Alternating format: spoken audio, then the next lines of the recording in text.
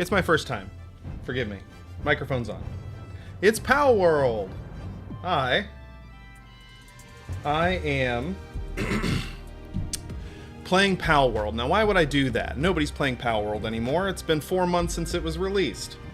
Well, over the last couple weeks, I've been playing a lot of Pokemon games again. Pokemon Emerald, one of my old favorites, Pokemon Legends of Arceus, and Pokemon Sword and Shield.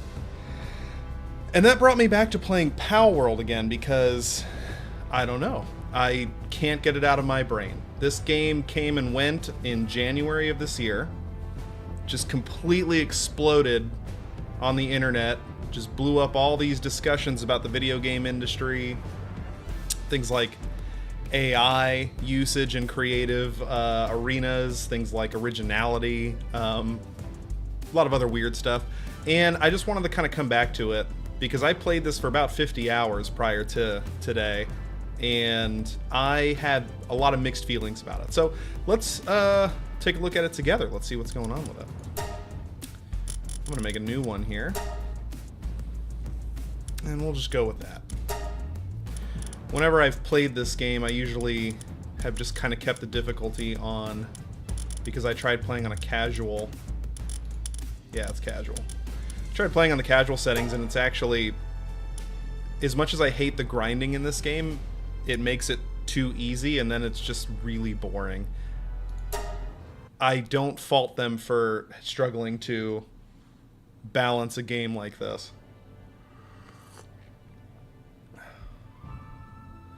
Let's have a name.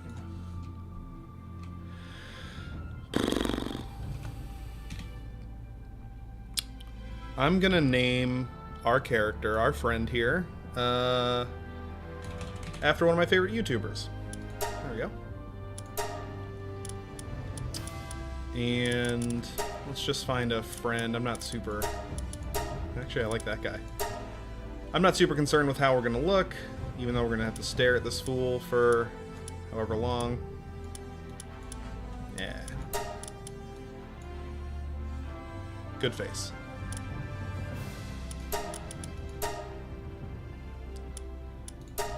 I like this one.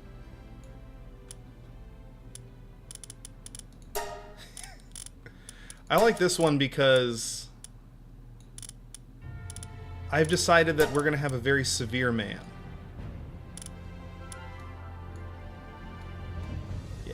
That looks good. I want, when the pals see us, I want them to supplicate themselves to our character. Yes.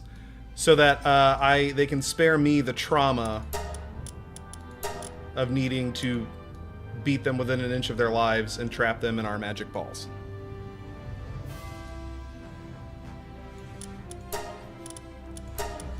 Yeah, there we go. Yeah. I forgot about all this.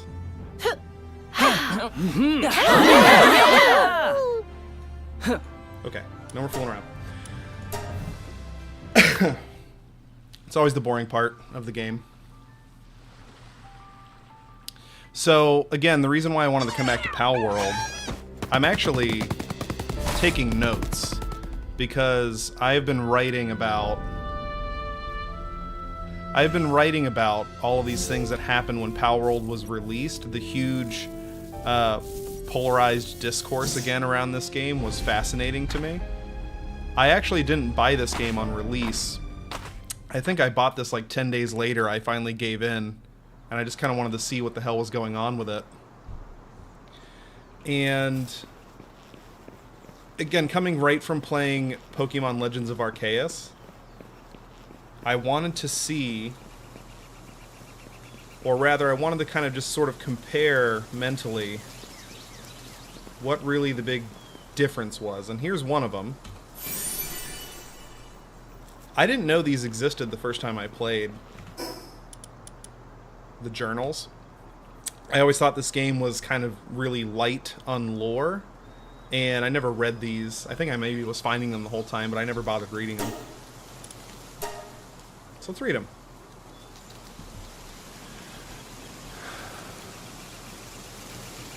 Found a strange device on the shore. It's a Sheikah slate. It appears to be some kind of electrical contraption, but its odd design looks like no modern technology I've ever seen. Which is weird, because there's like Gatling guns and rocket launchers that you can unlock later on in this game. The device is capable of recording images and displaying information about what is shown in them. I have decided to take photographs of the island using this device and use them along with this journal to document what I find. Castaway's Journal, day 1-1. So, is this the player character? Because that's basically the opening that we just watched. You wake up on the beach and you find the thing on the ground.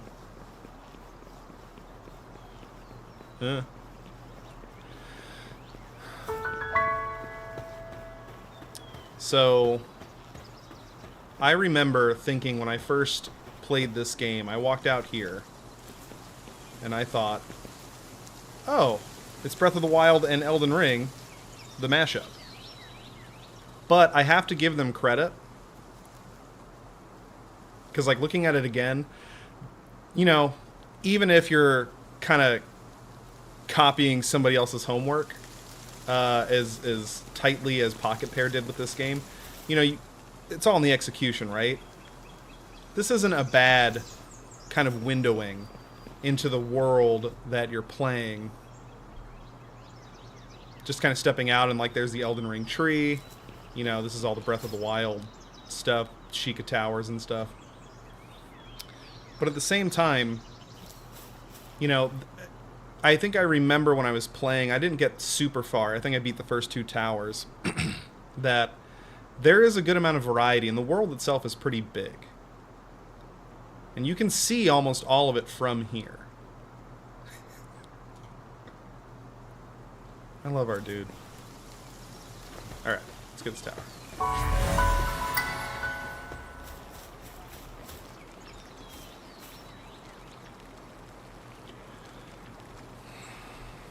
Someone who didn't stink of pals.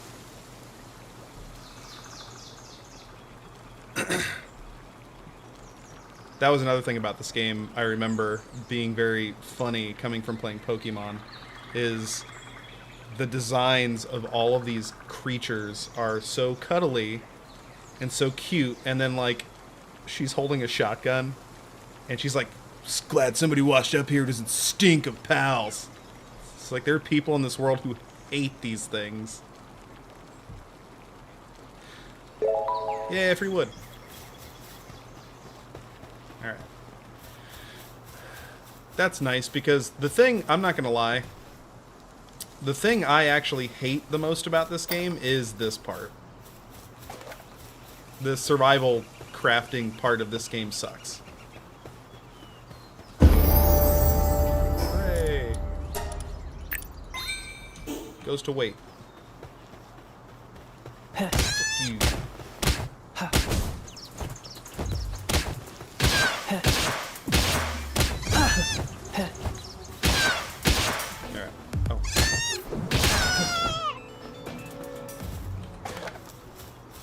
I might have jumped the gun here. I forgot I have to build stuff.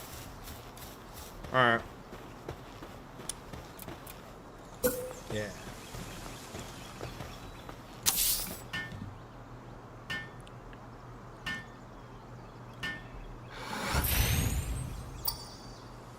Okay.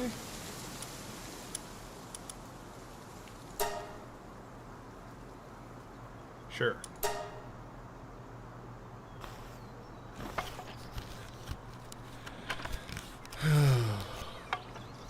In hindsight, not the most exciting thing to, I guess, stream for my first time. But, again, I'm putting together something... Wait, no. I want to put together something that's more investigative about, again, this game, how it compares to Pokemon, why people are so pissed about this game, why the people who love it absolutely love it. So I'm mostly just taking notes here. Okay, so that's the whole thing. I've done the technology. Can't make that. Okay. Gonna go punch some trees then. One of the reasons why everybody who really like spent a lot of time trash talking this game was rather, I'm phrasing this really poorly. What I noticed back in January, and then again just going through the last week reading about everything that happened around this game, the people who were the most negative about it were just in disbelief that a game could just so very clearly ape Pokemon style and just get away with it. Because, I mean, like, that's a Pokemon. This is a Pokemon. Like, you can't tell me this isn't a Pokemon. And so there were people who were just, like, leaving such nasty comments about this game. Talking about, you can't do that. Nintendo's going to take this down. This company's going to get sued into oblivion. Which obviously never happened. Because that's not really how plagiarism works. But I can understand, like, you know, feeling that way about this game. Especially, like, because Pokemon fans, and I consider myself one, you know, you love it so much, and then you just see somebody kind of like copying it and doing it poorly. Well, I'm not saying whether or not it's good or bad, but like you see somebody else trying to copy it, and it's just like it's a defensive reaction. You can't do that. You can't steal Pokemon. I feel like that guy shouldn't be here.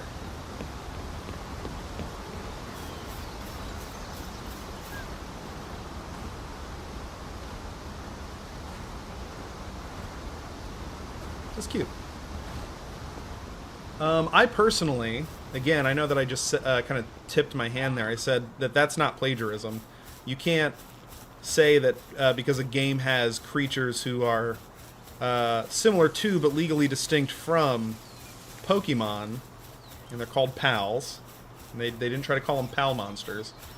Oh no. Get out of here. I'm sorry.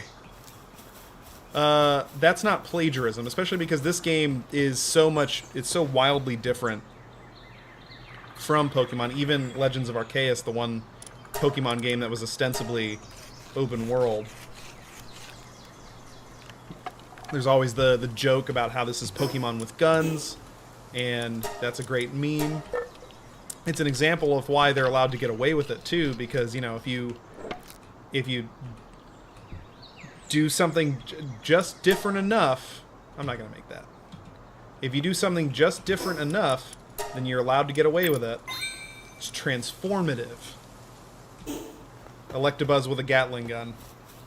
Just like on the picture I chose for the thumbnail. The other thing, too, that people were mad about is supposedly a lot of folks were thinking, oh, they designed these things using AI. And I'm not going to lie, I think that's probably true. The CEO of Pocket Pair is famously quite super duper into AI. And in fact, Pocket Pair's first game is some inscrutable Jackbox, like, cast-off. Like, it's called AI Art Imposter. And I have watched like 2 live streams of people playing it, like full groups, and I don't understand a single thing about it. Other than like you're prompting AI art generators to generate art. It's like, just completely like had a brain fog there for a moment. It's like Among Us. The characters even look like him, which is kind of in keeping with Pocket Pair's whole thing here of not really being the most original. And like some person doesn't know what the actual theme is. I don't know. I don't understand it. But the whole game is built around, like it's predicated on generative AI. And you look at some of these PAL designs, and obviously in the starting area, I'm not going to see a lot of them. If you've never played this game or seen anything about it, you probably won't really know about some of the most egregious offenders. But I recall there being a couple Pokemon that basically just looked like... They looked like mashups from that Pokemon mashup generator that you can go and open up in a browser, and you just choose like the 2 Pokemon that you want to mash up. This one right here, which is Lamball. Yeah. This is like the Lamb Pokemon from Pokemon Sword and Shield. Basically the same thing.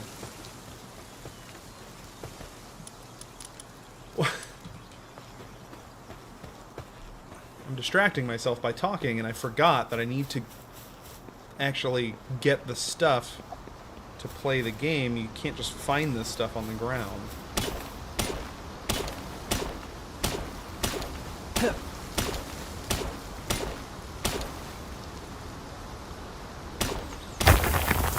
Just getting my breath back.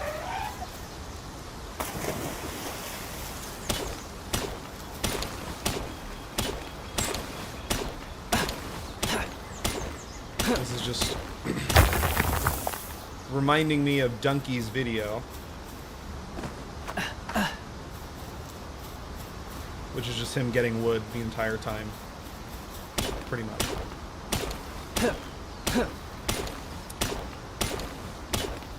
My own impression of this game.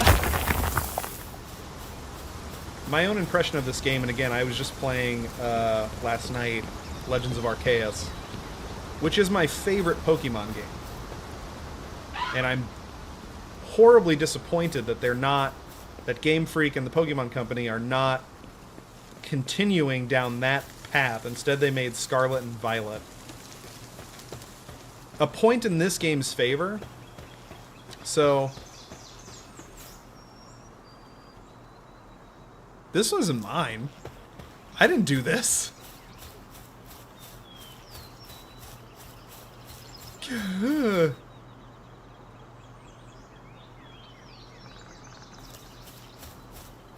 Okay, anyway. So, playing Pokemon Legends of Arceus again, I remembered thinking, like, man, this is, oh, god damn it, I need stone now.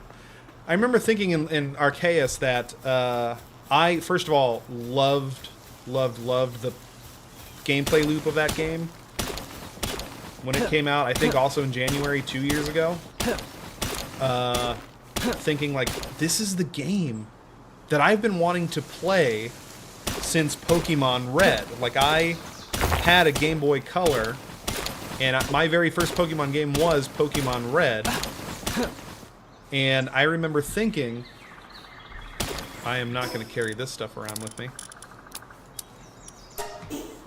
I remember thinking, like, god damn, I wish that this was just more like the anime, because I would also wake up in the morning and watch the original Pokemon series before school. And then fast forward so many years to Legends of Arceus, running out into that field, Obsidian Fieldlands or whatever it's called. Just having Pokemon just existing in the world around you. It wasn't just that you got randomly teleported to the battle universe every time that you encountered a Pokemon randomly. And, you know, you're picking things up off the ground. You can throw your Pokemon out and interact with them. That stuff was all great. But it was still like, there was still like a wall between the world space that your player character was in and the mechanic of, you know, like having Pokemon, like a team of Pokemon that you use. And what I mean by that, I mean, it'd be better if I was streaming that, but, well, I mean, you'll see later on, like, you can use PALs in Palworld for traversal, and it's so much more natural and organic than in even Pokemon Arceus. First of all, because, like, there's a lot of different PALs who you can ride, and it's just, their use as traversal is so much more open and not restricted in the very weird ways that Arceus does it. In Arceus, you know, there's like different mounts and they have very narrow lanes of what they can do and what kinds of terrains they can really help you with. Whereas in this game, it's just a lot more freeform. And again, organic. Like the world space that the mechanics of catching pals, battling pals, using them for traversal in is just so much more free.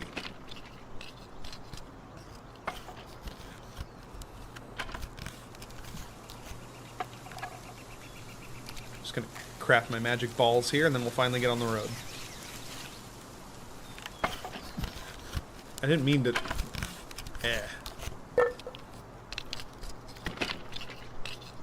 Look at those abs. I was gonna say, I made the mistake on my first playthrough, I remember, of building my base here, thinking it'd be very useful to have that travel point, and then I remembered, or not that I remembered, but in that first playthrough I remember I finally made my second base and was like, oh, your base is a travel point. So, we're gonna go find somewhere else to chill.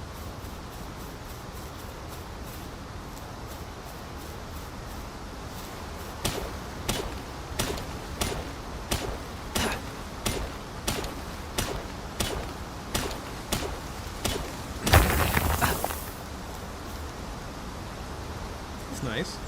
Oh, shit. That wasn't as bad as I thought it was going to be. Oh, yeah. These things. And I'll say this, too, by the way, about the world. I know I was just talking up how nice it is. It honestly might be the best thing about this game. But if I recall correctly, and we'll confirm this when we get to it, while they clearly put a lot of time and effort into building out this map, and I love a good, like Subnautica, I love a good, just like bespoke, handcrafted map, I think there's like a lot of really weird visual inconsistencies.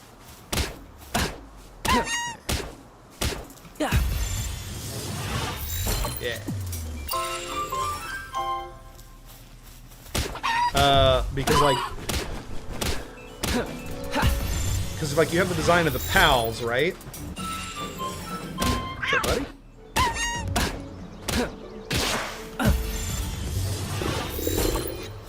Hungry. Can I just eat this? Yeah, just eat a raw chicken leg. That's fine. There you go. I lost my train of thought. Oh, the visual inconsistencies, right? Yeah, so, like, the world is obviously, like, not the most realistic. It's a little bit stylized. And then you have your player character, who's, like, a little less realistic. And then you've got the pals, which are the least realistic. But then you get to the guns part, and I think there's even, like, settlements. Oh, I don't have anything on the map unlocked, do I? There's, like, settlements where they look like... It looks like Fallout. Can't wait to get to one. But a lot of people were making fun of this game's tone problems, like again going from cutesy animal collecting to there's like you can use your pals for crafting in your base, and like people talking about how like you can use them as slaves, but then there's also the guns aspect. So already the tone is a bit all over the place. But then, yeah, you just look around the world and it just looks so disparate. Nothing is cohesive about this game's appearance. So, credit to Pokemon for that.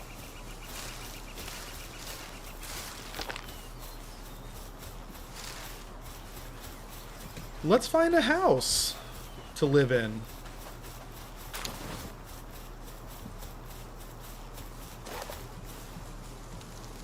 I don't have a glider.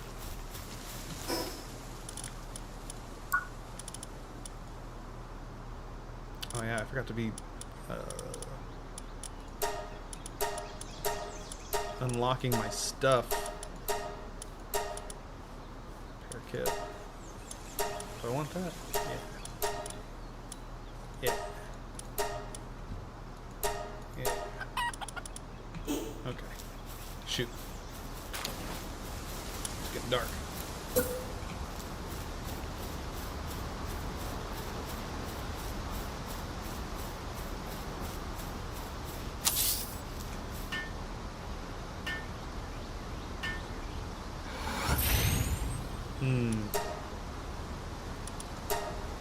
Oh, lucky me.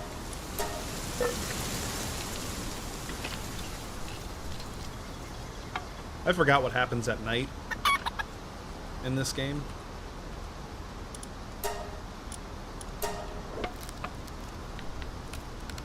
Creepers come out. It'd be really cool if there was a PAL that just, like, Electrode did self-destruct. Just, like, ran up on you in the middle of the night and blew you to pieces. Oh, shit.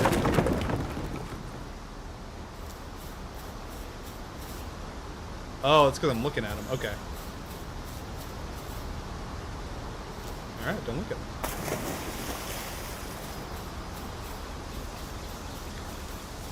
Yeah! It's the worst sound. Oh, shit.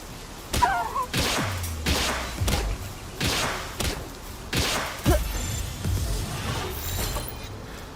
feel bad.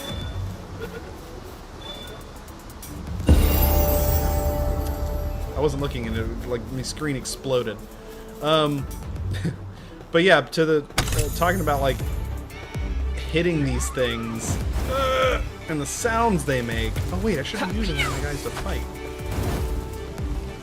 Get him! Yeah! F him up. You know, again, credit to Palworld for this, but like.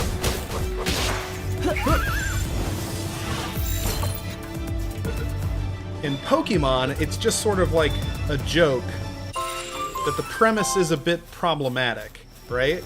Capturing and forcing these creatures to fight. So, you know, again, credit to Palworld for kind of forcing us to confront that by making you beat these creatures over the head with a stick yourself. You know, they're not going to make it easy. Oh, don't. How do I...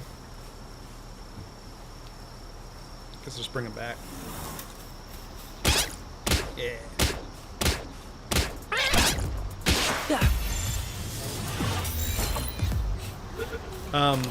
But yeah, having to beat them yourself in order to capture them is great. You know, just is part of making it more realistic, I guess.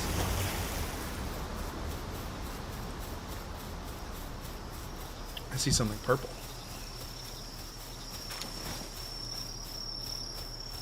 It's also a good example of what I'm talking about when I'm talking about how the mechanics of the PALs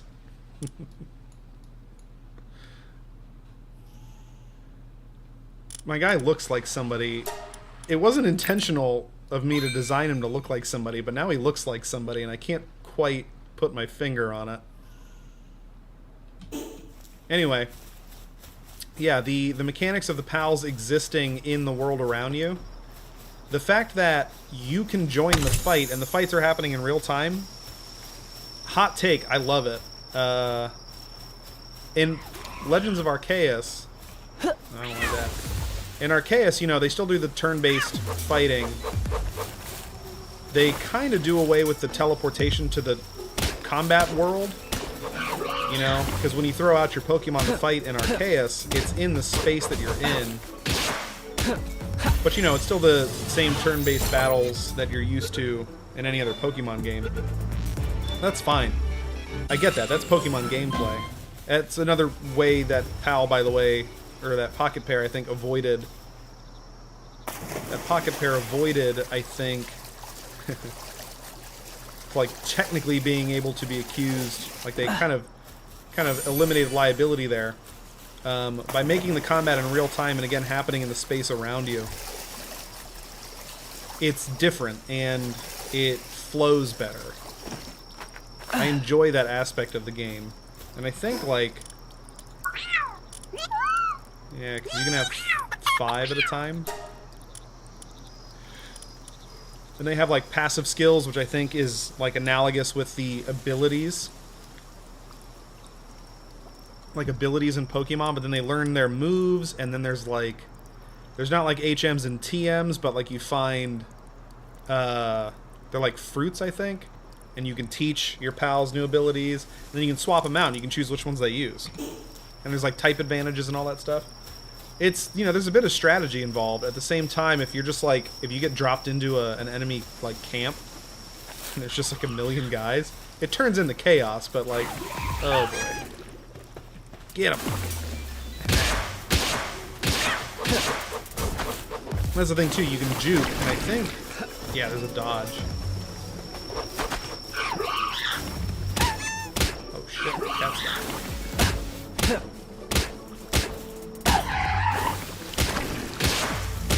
Am I dying?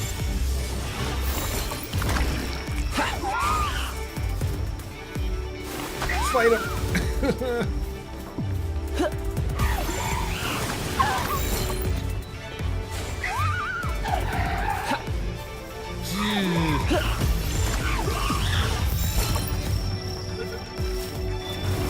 I'm just gonna beat him if he comes out again. Oh god, no.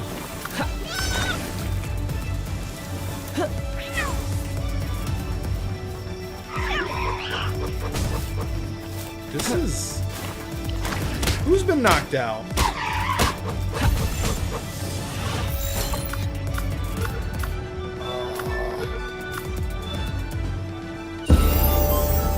That was hairier than I remember the combat being. I don't remember it being that hard. I was just trying to have fun that time.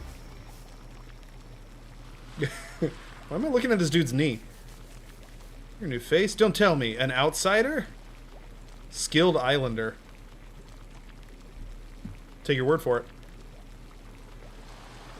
Not that it matters to me. Now that you're on this island, why not try and catch some pals? You can get extra XP for capturing up to 10 of the same kind.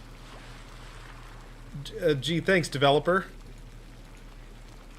You know what they say, pal tamers get stronger the more pals they capture. Here, take this, I got high hopes for you. This is terrible. I don't remember the dialogue of this game, but I don't remember it being that bad. Did I even bother talking to this dude? I didn't say the XP thing again.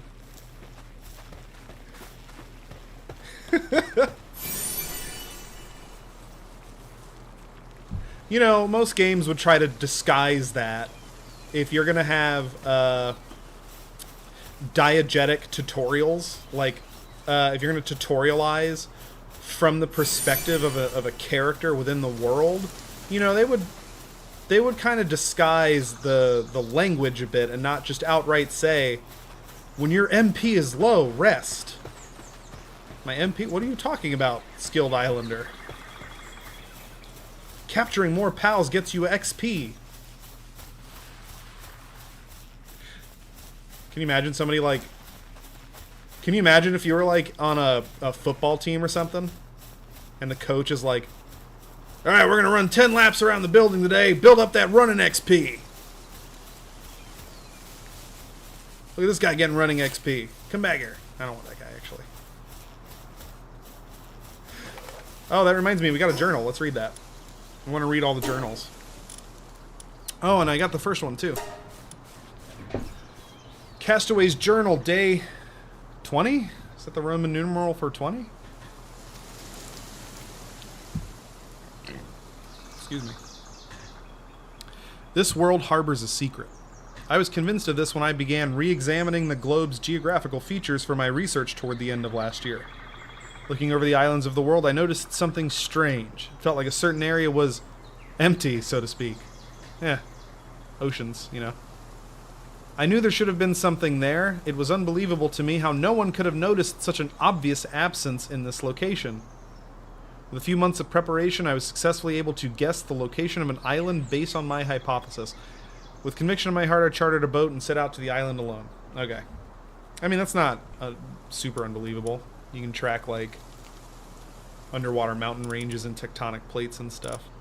Is this us? Are we the castaway? Day 2. Oh, sorry, he's taking pictures. Wait, how did he take that picture? He found the device.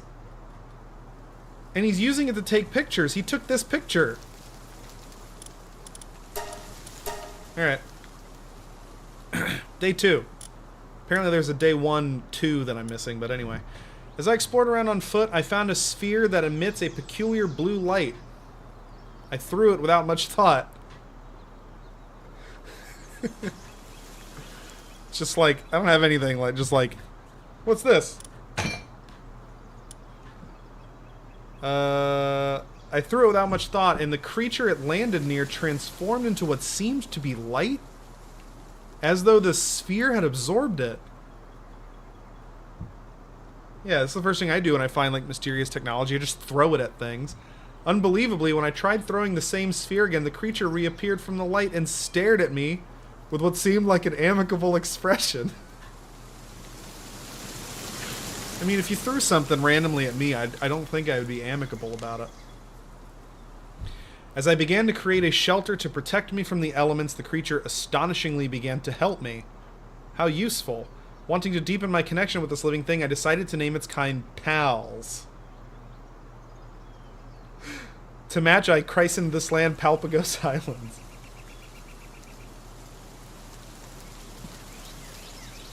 Alright, this dude is... So, okay, either this dude is a scientist and is smart enough to find a hidden island, or he's not. Like, just randomly throwing shit at animals, and then, like, the best thing that you could call them is pals. This isn't us. Because, like, this is, like, the origin of the name of these creatures as pals. And wasn't there the NPC in the beginning who was like, so glad to meet somebody who doesn't stink of pals. It's like, pals are a known quantity by the time we show up. So who is this?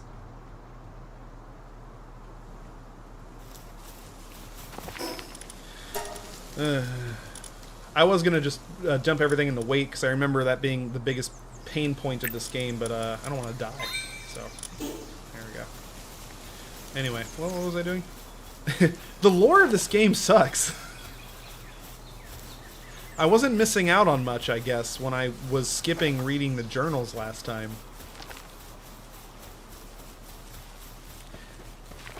You know, and it is nice. It's nice that it's optional. You know, and I mean, like, in terms of game narrative value, both, like, the storytelling that is inherent to the world that you experience. What are you doing up past your bedtime? Go to bed, little buddy. Stop. Like, in terms of... Oh, my cat got stuck. In terms of, like, the narrative that you just experience naturally and exploring, and the direct narrative that is told to you, you know, through dialogue and cinematics and stuff, there's a lot of value in waiting your world to just kind of be discoverable. No, sorry, dude. And Pokemon ain't that, by the way. My biggest complaint about Pokemon, especially Arceus, I get that it's another really good example of window framing here, by the way.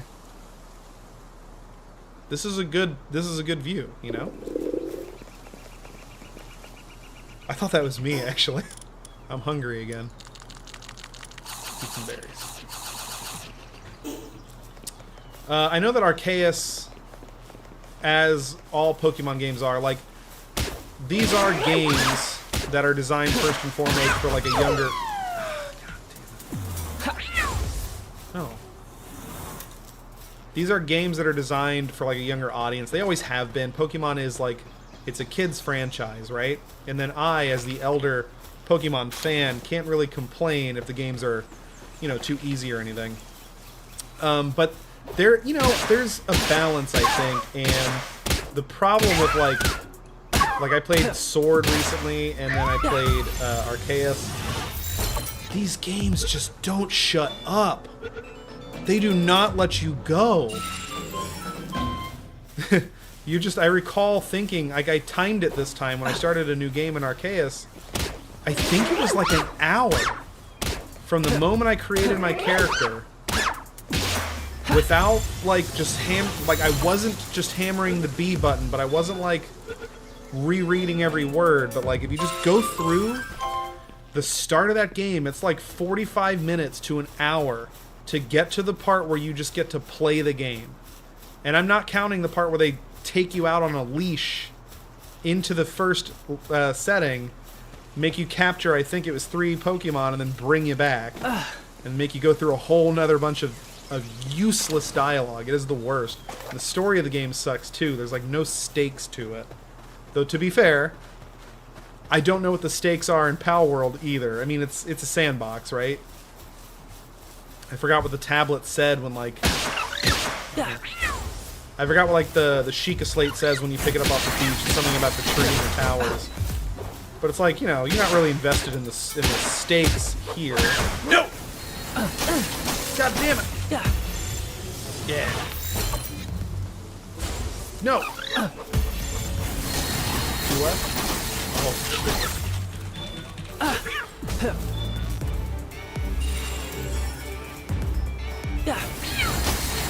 I mean, the stakes right now are not dying, so...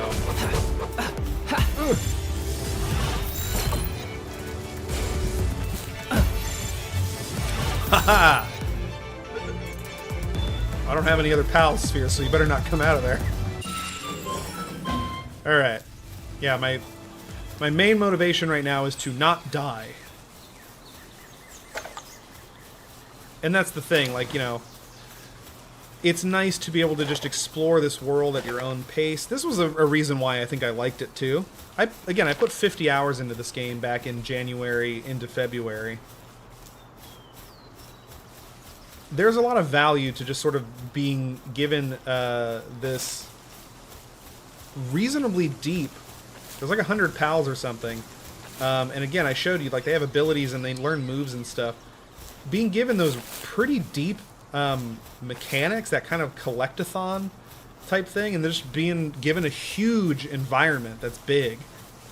Like I've been walking for a while now, and I think this whole map is discoverable. There's a lot of satisfaction to that. I played for a while. Do I have a sphere? Yes, I do. Come with me. You look cool.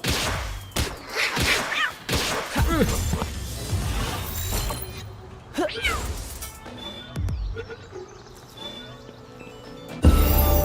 what's that? First of all, let's do this.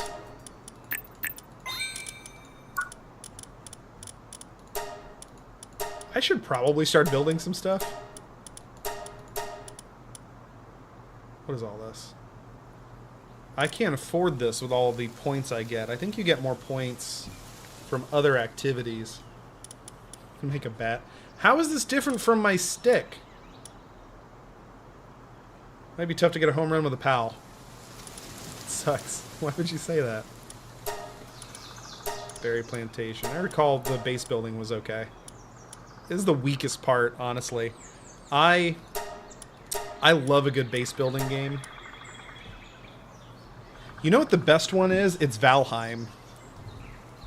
Valheim is the best base building survival game. It's actually, I do not like survival crafting games, typically, but I play that one, and it's very good.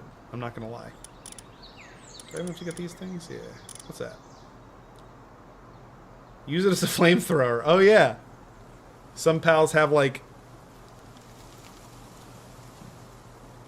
Some pals you can, like, pick up and use.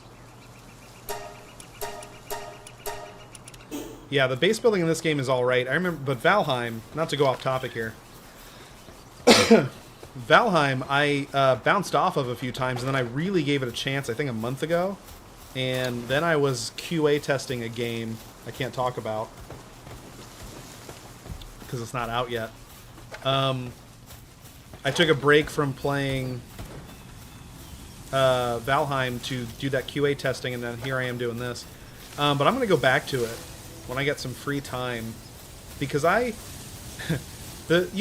game is also super deep, and it's very rewarding. The exploration, the combat, and the base building. The base building is actually fun.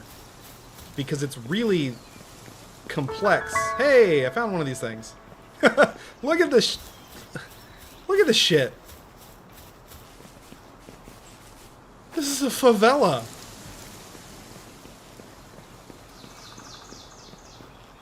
Look at my cat. Hey, there, thank you. Psychic, apparently. Very mad. Look at my cat juxtaposed against this shanty town. What is this shit? Like, again, the visual... This game is imparsible. Like, it's... I want to take those. You know, like a jerry can, you know? Like bank boxes, rusted barrels. It's ridiculous. I don't recall these dudes. But yeah, look at this dude. This dude looks straight out of Mega Man.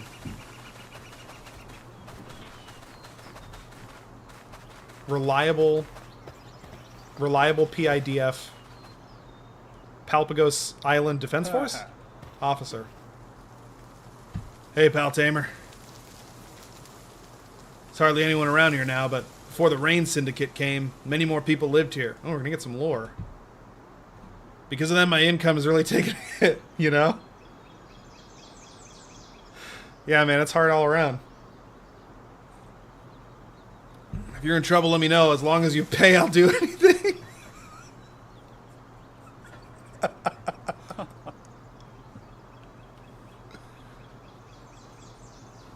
Yeah, he's reliable. He's like, as long as you pay.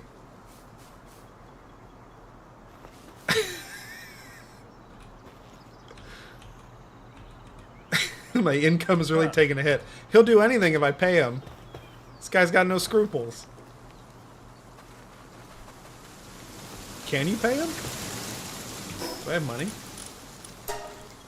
I do.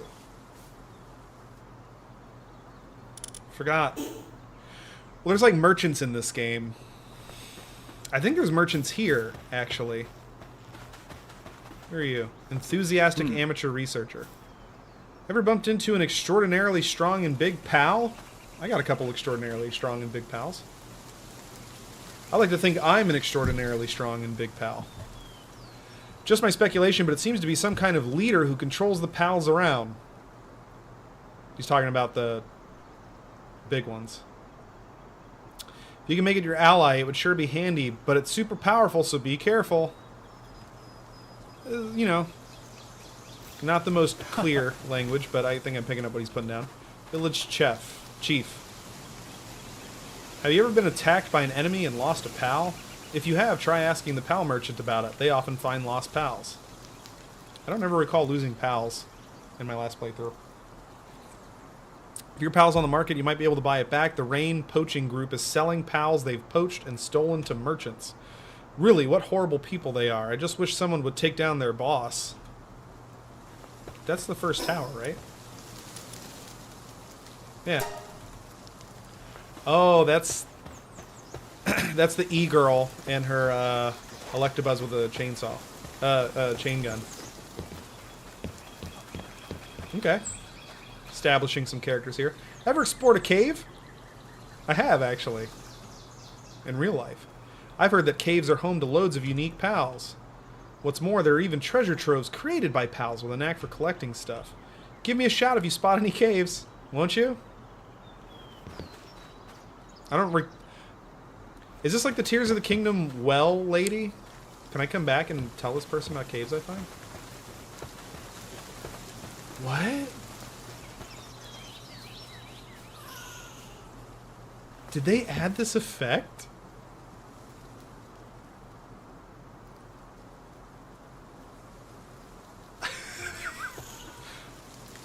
I don't recall sleeping NPCs having this ridiculous visual. This is gross. What is going on here?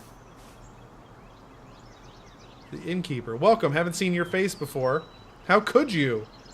You're completely covered in like a layer of slime. Did you come from far away? Must have been a long journey. Take your time and rest up. This is formatted like poetry. Okay. Can I rest? Wait. No. Holding F shows me what... Can't go through there. They're an innkeeper. And they get to rest in their beds. I can't rest in the inn? I guess I'll have to make a base. Gotta be more NPCs here, though, right? Yeah, there we go. What's up, dude? Welcome. I've got some good items in stock. Sorry.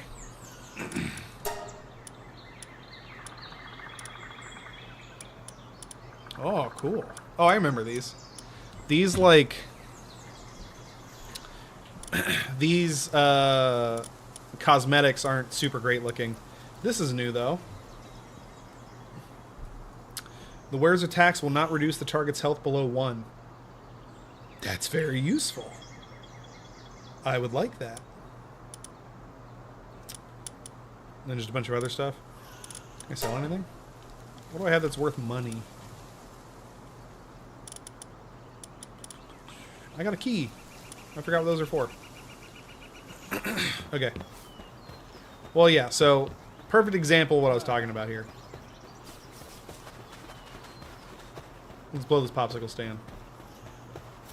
I still need to find some place to set up shop here. I have been lagging on it. And that is because... Who's that? Oh, you're no good. Get him! Kill him!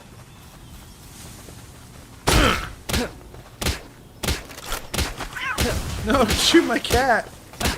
Oh, can you catch these guys? I think I remember that was a thing. Ah, didn't work.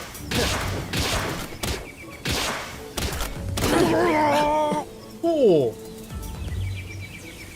I'm gonna love looking at that slowed down later. Aw.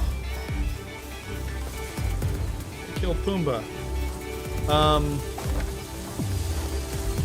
I am traveling far and wide to be the best there ever was, because so I learned on my first playthrough, and I told myself not to make this mistake again, that your base location actually... Do I have... Yeah, my weapons damage though. Your base location actually is, I mean, you can pick up and move anytime, but it has a pretty outsized impact on kind of your progression if you pick a stinky spot. So I don't want to do that, and I'm hoping... Ooh, there's a lot of these things. These things, I think, help you capture pals a little bit better. I'm feeling, like I said Pokemon a second ago, when I meant to say pal, and I won't know until I view the recording again, but if I did, sorry. Okay. No, I want that thing. But yeah, these things like help you capture better. They make you capture at your very best. But I'm gonna go down to the beach because I'm a Florida boy at heart. I want to make my base on the beach. But there's a couple things that I'm gonna look for. I want to find a plot of land that has... So, here's what's interesting. That's not rocks. That's not rocks. This ain't rocks. I need to find a plot of land that's got actual harvestable rocks, trees, and like 1 or 2 things to dig up ore. And these resources are... Those look like diggable rocks. But the resources are all renewable. They come back. But you want to set up a base there because your pals, when they're not building something, they'll just kind of idly harvest materials. Which is a game changer because I do not want to spend my game just clicking trees. It is not gameplay that excites me. I like exploring, and I like capturing pals, and I like going through the bigger battles of this game. So if I can have my pals just digging up, you know, rocks and trees and ore and stuff, great. Don't have to worry about doing it myself, and then I can come back to base anytime I need and just pick up what they're putting down. This is a cool location. I like this. Just show me an ore. Show me an ore spawn or whatever. Node. Boulder. Outcropping. Is that it?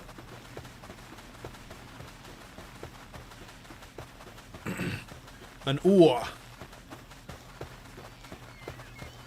That was my attempt at saying a bad word like they say in The Sopranos, so don't worry. No. Sucks. I want to build my base on the water. What's up here?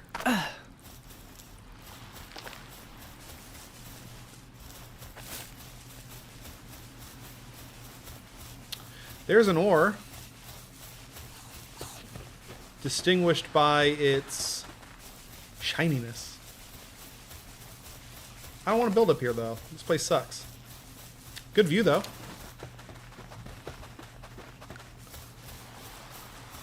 You can see those lift monk, whatever they're called. They shine from very far away. This game is a bit of a, again, a collectathon. And it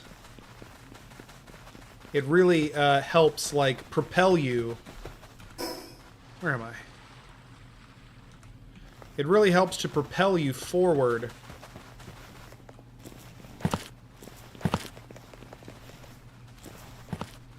I'm just going to make an ore base. I'm going to build my base here. An ore base is, so, like, later on you can make a second base. And I'll just go find one of the areas of the map. Ooh, I'm going to catch him next. I'll just go find one of the areas of the map that has a lot of ore spawns, and then you just build a second base, and you just only put pals who can mine ore there. And I'm going to make this beautiful little cove my home. Right in front of the giant Leviathan skull. Anyway, yeah, so like being able to see the collectibles from really far away is really, in a game like this, it's wonderful. It's kind of the same design principle of Breath of the Wild, and really any of those open world games that kind of started to get it right, you know, where they make it so that that you can just see everything, like, in the distance, and if it's visible on the screen, then you can go there. Like, look at how far away that is. And it pushes you to continue exploring, because like once you kind of pick a spot on the horizon, you go over there, and then once you're there, you can see more stuff, and then you just keep going. What was I doing? Oh yeah.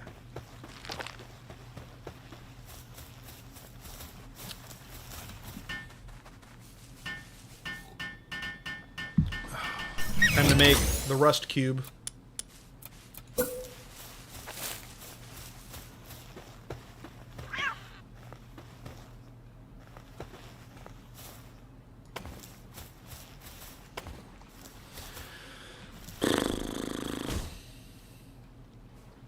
Oh, he's mining. Okay. And I'm hungry. Oh, yeah, I can also make a pal work here.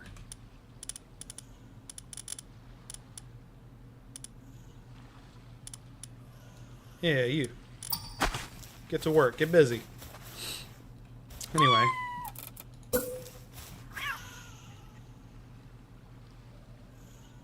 Ugh.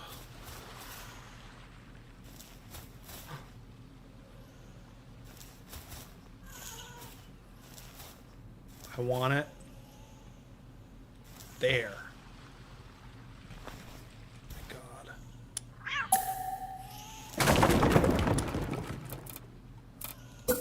How do you do this? I forgot how to do this. Yeah, like that.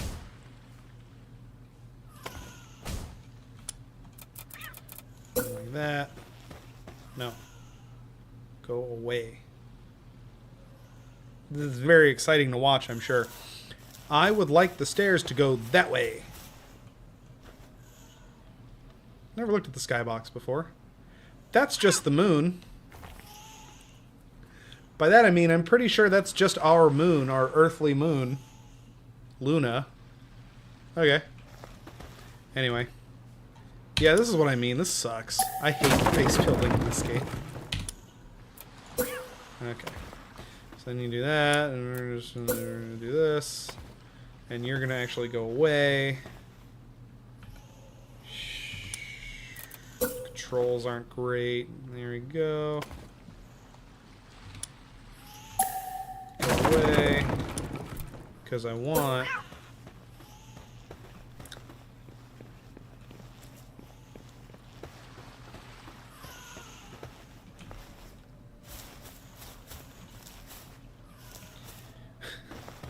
How hard is it to just make what I want to make? Come on. There we go.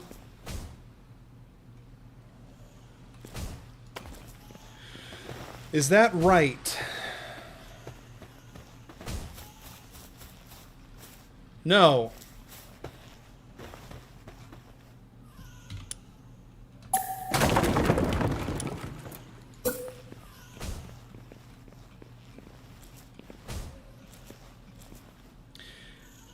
If Pokemon Company, I already kind of knew this coming in. If Pokemon Company wants to continue doing the open world thing of Arceus, and if they are mad that Palworld came and stole their lunch, I was reading earlier today that Palworld sold 25 million copies in February, so only a month after it launched. Scarlet and Violet sold together combined, I think, 22. So if Pokemon Company and Game Freak want to go back to what, you know, the people want, which is you know, more Arceus, don't do base building. Especially if you're not gonna, especially not if you're gonna half-ass it like this. This sucks. I mean, once you get it started, at least it's okay. That's not where I wanted that. That's not where I wanted that. It's really nice out tonight. Do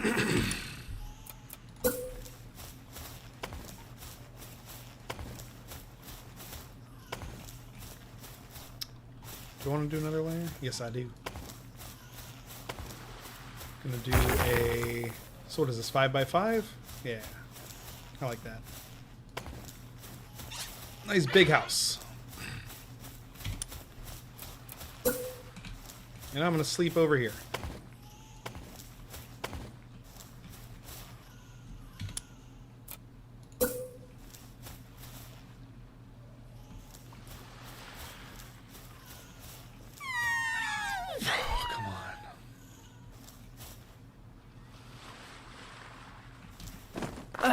To stand up here? Like, how do you do this?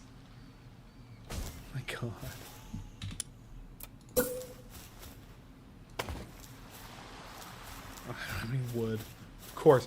It's gonna become daylight before I make a bed. That's my fault. I mean, I could have just built the cube, but I decided not to. I have this habit.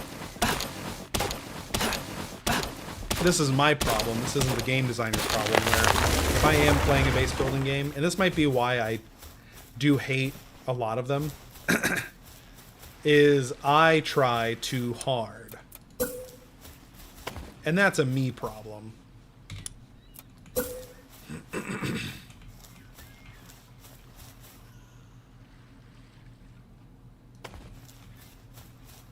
That's nice. Yeah, let's put a bed there.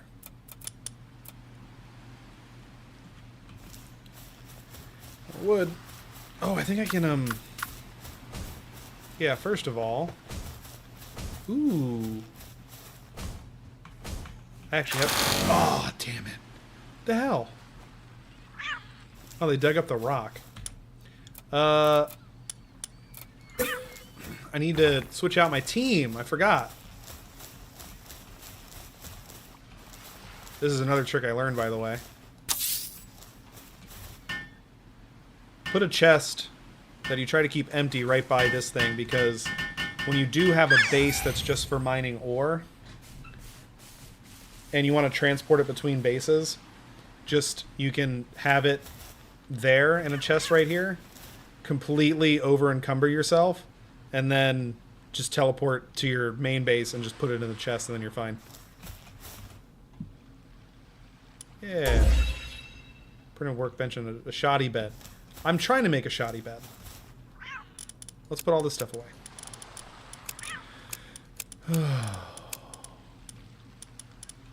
Yeah, I don't think base building is what Legends of Arceus is missing.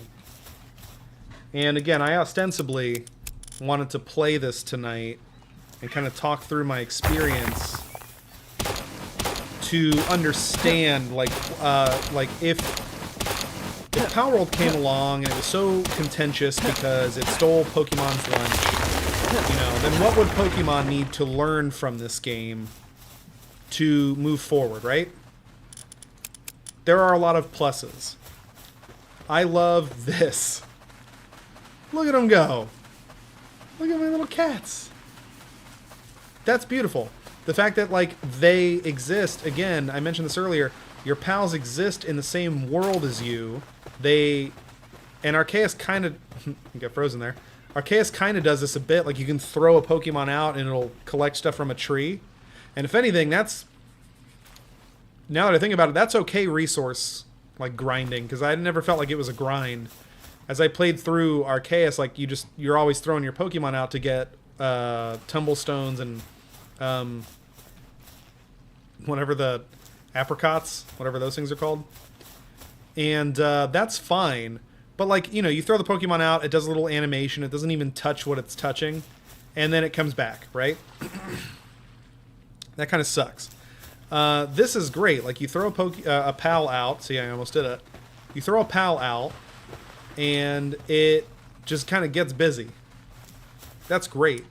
You throw them out, and they start fighting for you or with you. You throw them out, you can start riding them around if you have the special gear.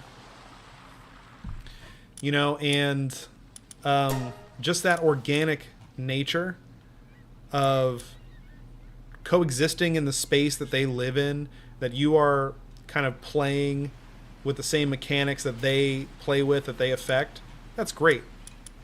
Need more of that. Legends of Arceus could do that. Legends of Arceus does not need to be... This potential future sequel to Arceus does not need to have tree cutting and rock like digging and base building. It doesn't need this. This is the worst part of this game. There is a distinct lack of energy I feel in myself, having played the hour up until this point. Pals without beds will get stressed. Yeah, I'm stressed. I don't have a bed either. But, like, you know, the energy just goes down when you get to the base building part, because it's just like a weird puzzle. It's a weird puzzle where it's like, you don't know if you even have all the pieces, and there's, like, different menus you have to go through to even find if you have the pieces. Like, I have to come in here to find out if I even have the building materials for this. And then, you know, I have to go to the PAL box in the middle of my base to find out if this is even what I need to be building. And then if I don't have the technology to build something, I have to go into another different menu. It's not fun. Now I can sleep. Hooray. I gotta make beds for my guys. They can all live down here by the ocean.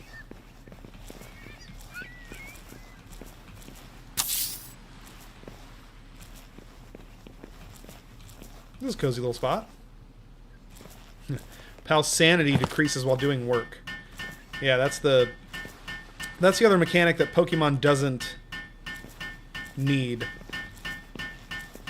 Pokemon doesn't need slave labor in their games. I think we're going to be just fine without it. Let's go get this Fortnite chest. So I'm going to kind of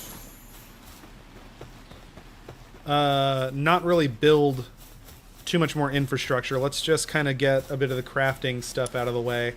There are multiple... Excuse me. You know, there's multiple progression paths, and you know, it's kind of game design 101, where you... Can I go under here and build this? Because that'd be cool. Yeah, there's multiple game design, or there's multiple paths of progression.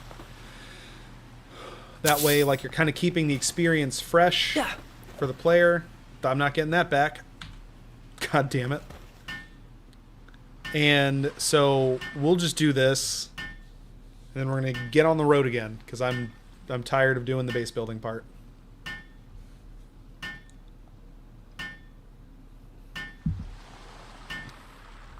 I mean, besides Valheim, you know, the obvious other choice is Minecraft in terms of base building, but the strength of Minecraft is just like the rules of that world are, if you can place the block, you can place the block, and then you're okay.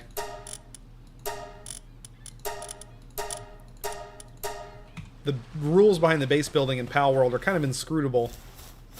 Like I showed you, I couldn't line this up very well, and you can't place roofs, the slanted roofs, unless you have these pieces, and I don't necessarily want those all the time. Hey, I don't have a bow, do I? Nope. Well, that's part of what we're trying to do, so.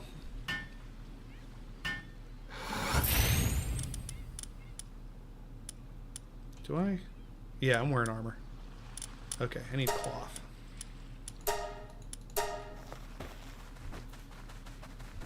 Come over here and get to work. Oh, I can put another buddy down. Oh, I can upgrade. Great. Place a feed box. Yeah, let's do that.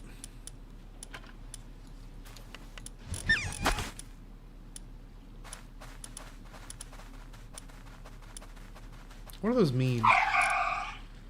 Increase attack and damage to dark.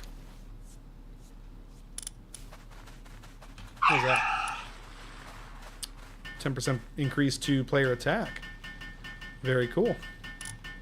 I'm actually going to put you in my party. Put you in here. What does that mean? Yeah, you'll come in the party. I want...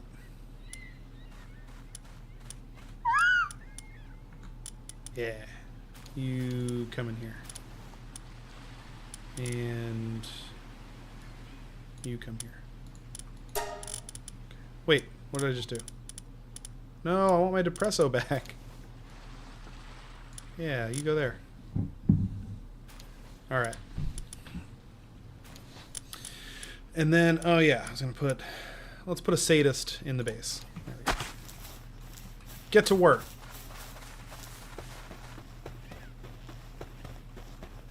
Gotta make another one of these. Oh god, it never ends, does it? Got them all asking for, like, food and places to sleep. I guess.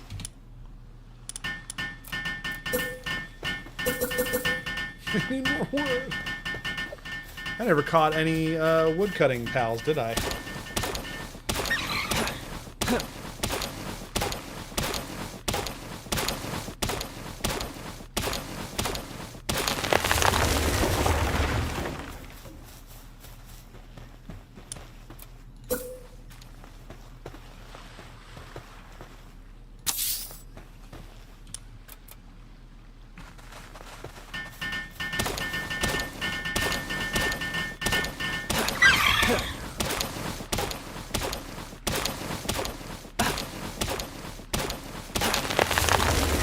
This is... I'm realizing why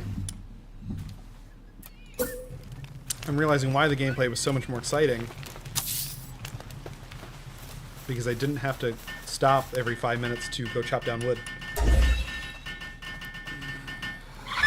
Oh my god, you're right. I have to make it self-sustaining. Because if they don't have food, they're gonna riot.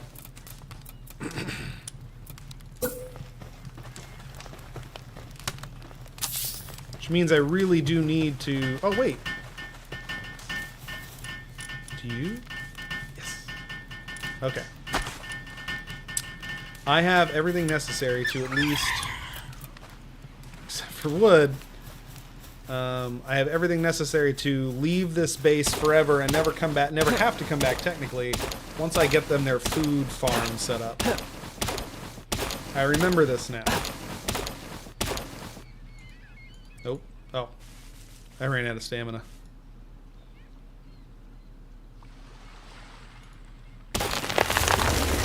One more hit.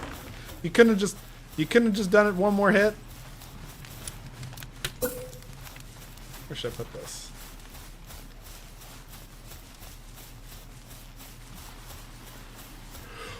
Oh. Trying to think about the future of my base here. I'm gonna wrap around like a deck around that way.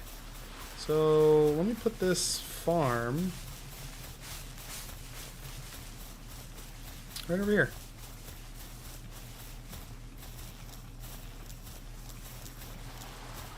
Right here.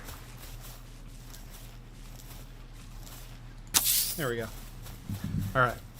Yeah, so because Pangolin, I think is what it's called, will water the crops, and this guy, that's not my guy. Where's my guy? This guy will plant them. So yeah.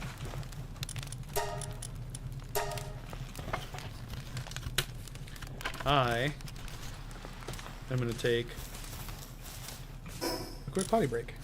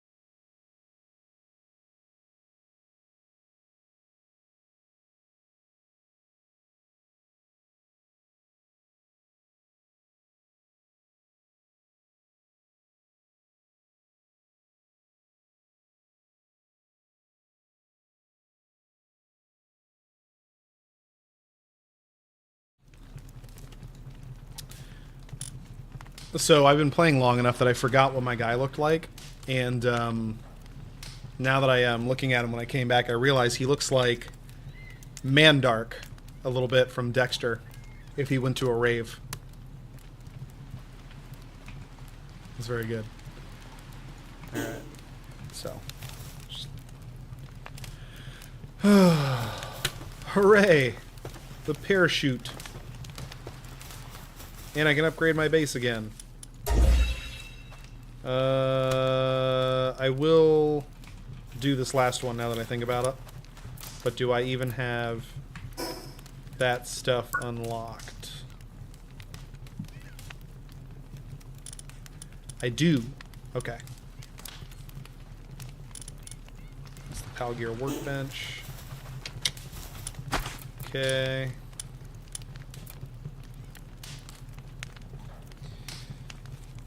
Okay, never mind. Can I make the statue? The statue is where I'm going to go to use those green life monk statues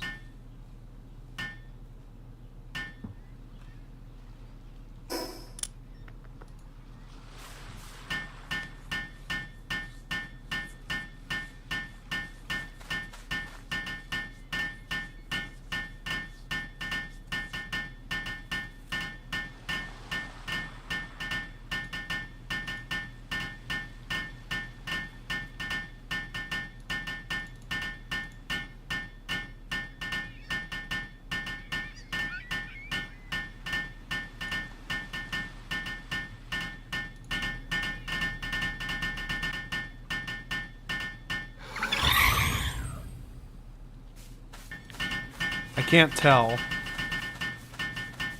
if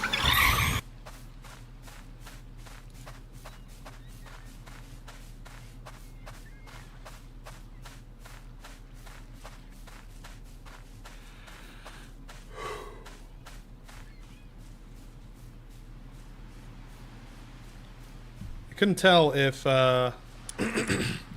if it was the audio was bugging out or not. Anyway, yes, I'm going to use this to increase my capture power.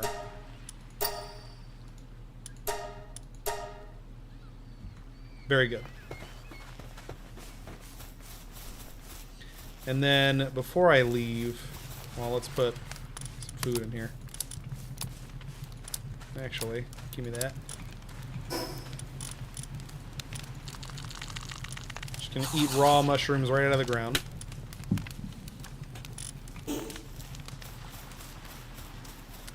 Yeah, I'm gonna put some stuff away. I'm gonna make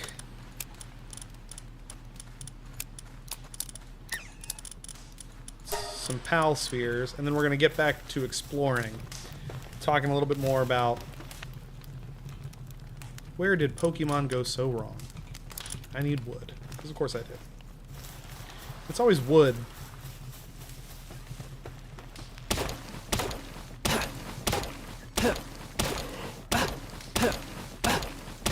Is that mine?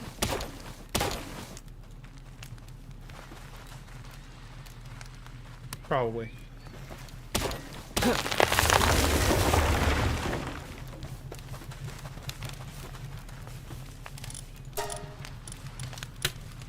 I don't have the shield on, do I? No. Get to work on that shield so I can go cut down more trees.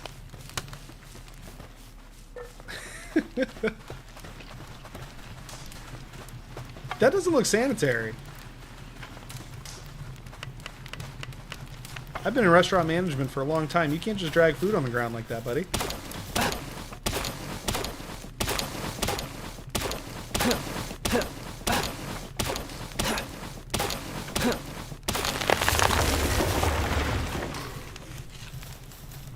Yeah. Jump in and help out. Oh, that's right. I need this now, too. God damn it. This is never ending. I get sucked in to the base building. Hooray, now I can stop using this thing. Don't need ya. That's a big spear. Should I make the bow?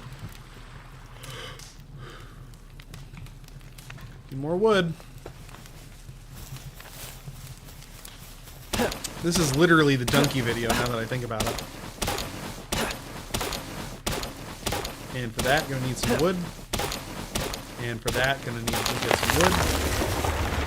And for that, gonna go get some more wood. And we're gonna go get some more wood. And that wasn't even enough wood. I'm just gonna have to wait another day before I even head out again.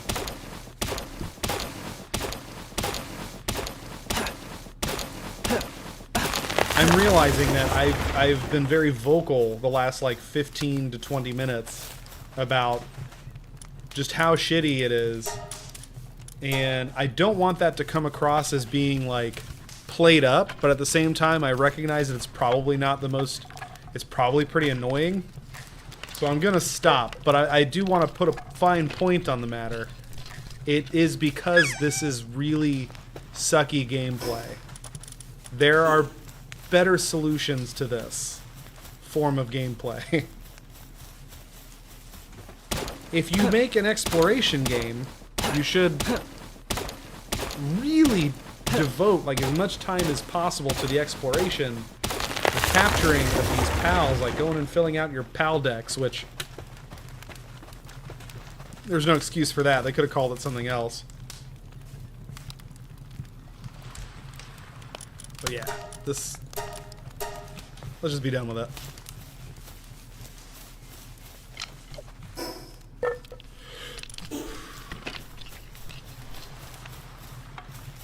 Okay.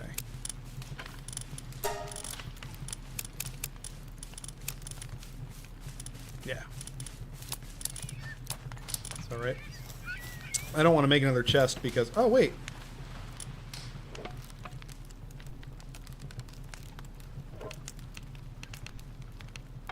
Yeah, okay. I did not realize they updated this. I remember the security settings. Okay. That's actually pretty dope.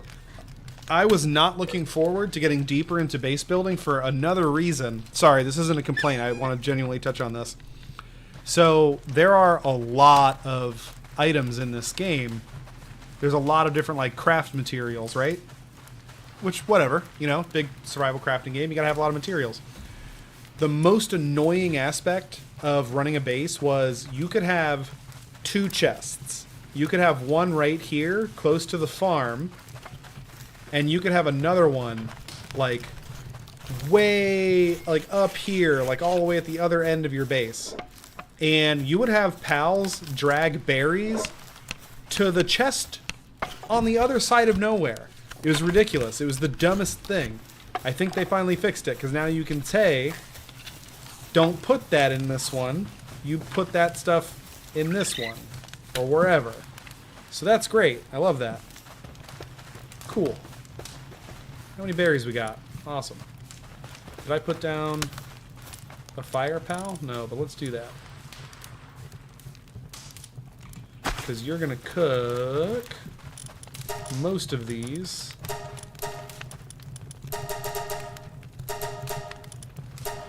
That way they have some food to eat for now, and then we'll have cooked berries for them to eat. Need another bed.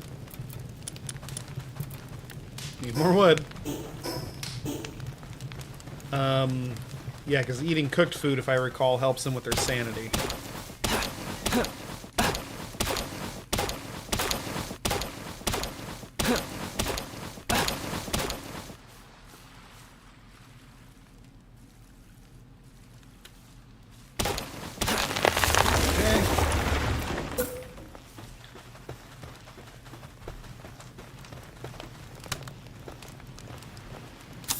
Beautiful. Beautiful. Oh my god, it's coming together. So close. Yeah.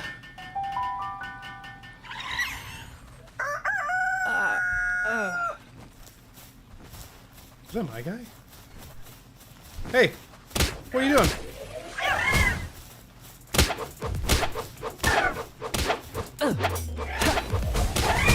No, don't kill him.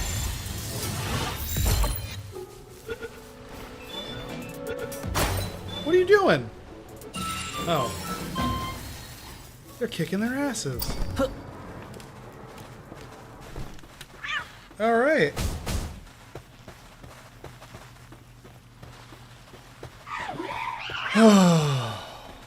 On the road again, finally. Alright. Let's go explore. Oh, I could have used my celery as a glider. Forgot about that one too. Alright. Back to the real gameplay loop. So, we have a whole wide world to explore, and we get to capture some pals, and capturing pals, if I recall, is like the best, quickest way to level up. And it's kind of like, you know, in Arceus, you got experience. You didn't level up, but like you leveled up in the organization that you were in. Forgot what they were called, the Survey Corps. By doing different kind of tasks with Pokemon. Well, in this one, it's just you catch them and you get experience. And then if you catch 10 of them, like the Skilled Islander told us, you get a lot of experience, right? So, don't kill these guys. No. Come back. So let's go catch a bunch of pals. Just an irresponsible number of them.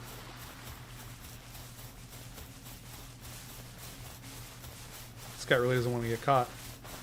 And we're going to level up.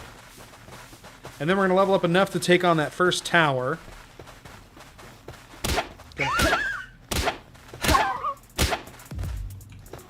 Oh, God.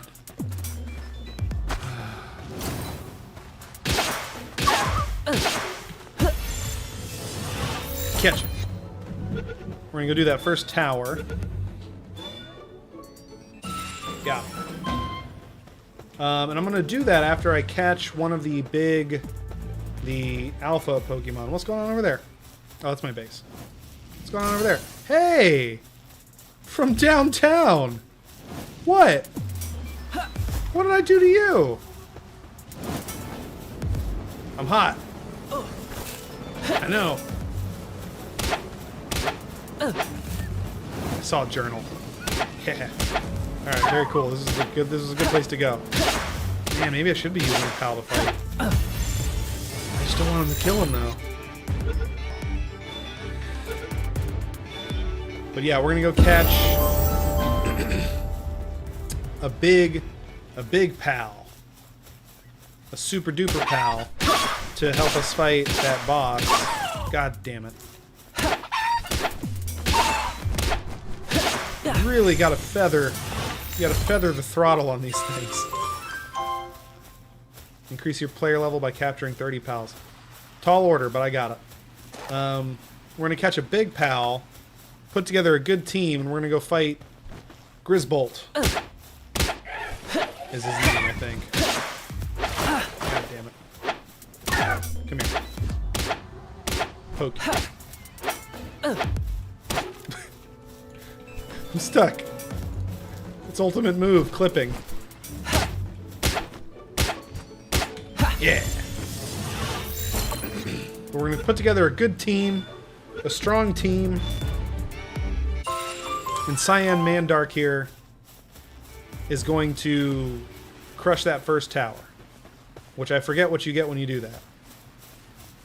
Something. Assuredly. There's a journal down there, I forgot. I just saw it, I think I just mentioned it, and then I forgot, and now I'm seeing it again. Let's go get that. I'm gonna trust that I caught that gumass. That gumass. Which I think is an insult. I swear I've heard that before. Is that an egg? Yeah.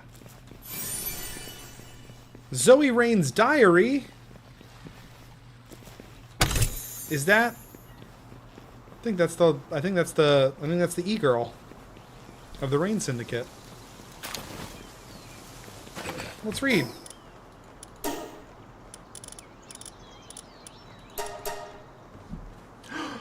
Oh no. Grisbolt was one of the pals they were going to sell. But she looked so lonely in her cage. She was just like me. And father, I thought. Clearly we're missing a lot here. I was still little back then, so I couldn't control myself. I waited till everybody was sleeping, opened Grisbolt's cage. So, what's with the spacing? And ran off far away with her. I shared half a slice of my breakfast toast with her. But we were both hungry by evening and went back to the base. Of course, all the guys were super angry. They threw me in a cage with Grisbolt, and I thought we were going to get taken away. But Grisbolt protected me. Not even their guns or bats could beat her. How did she get captured in the first place if she's that strong? I bet she didn't even try to escape, the big dummy. Well, I gave Grisbolt a command, and she called down a huge bolt of lightning that wiped out all the guys. All the guys. They didn't wake up till the next morning. Oh, thank God. They weren't dead. I didn't even think about that. Ever since then, I've been with Grisbolt. This has big, like, my 8-year-old wrote a story energy. And then I called down a huge bolt of lightning and it wiped everyone out, but then they all woke up the next day and said, and then they all clapped.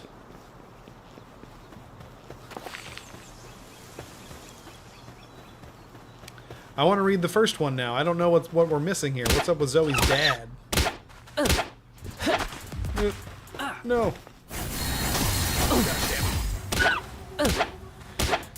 Oh, this sucks. Does no damage. Did I make the bow? Oh, I forgot I made the bow. That's my axe. Okay, maybe I can start using the bow. Ooh. Yeah, that's where it's at.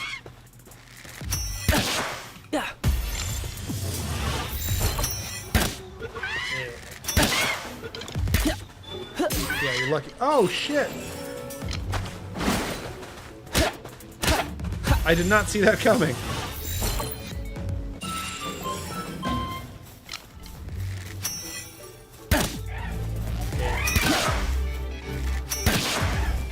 There we go.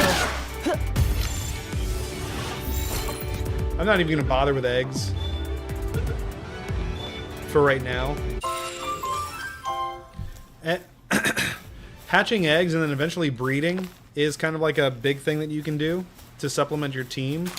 But if I recall correctly, maybe I was just dumb the first time I played.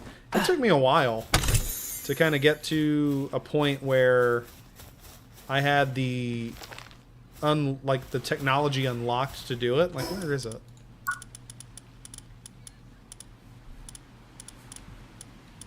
Let me actually start looking. So it's not like... Right, so these are unlocked when you catch certain pals. Because then, you know, those are items that, like, you can use with pals, right? So...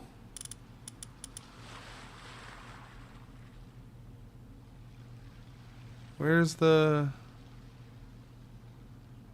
hatchery? Oh, wait.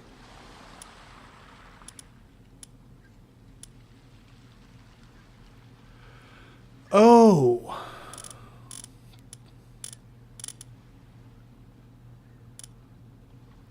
I need ancient technology points. As opposed to my modern ones. Okay. Well, yeah, it was something like that. I don't even remember how to get ancient technology points, so... I don't know.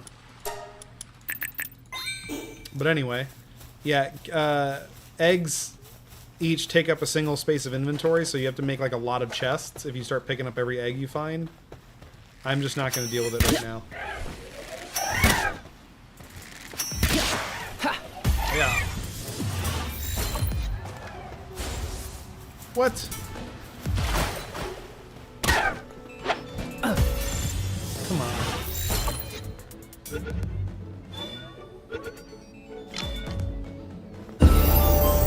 This reminds me, I need to go catch one of those birds. Because having a flying mount in this game completely changes it. And I won't say anything else until we get there, but this game is a lot of fun to run around and explore like on foot, but eventually you get to the part where... Oh, didn't mean to hit you with that. You get to the part where you're like, okay, I'm ready to just start gathering stuff.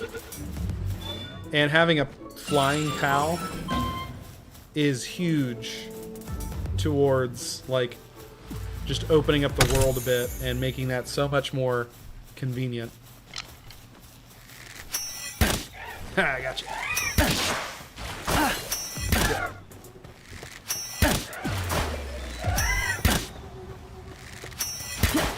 I suck a little bit at dodging. Even if my guy wasn't like trying to flip around. Yeah, what do you think of that? Oh shit. Oh shit. Oh shit. I'm gonna die.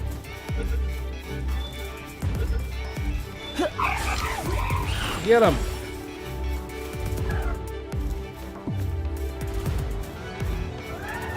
Caffeine inoculation? What? Yeah, get him. What? See how fast he went?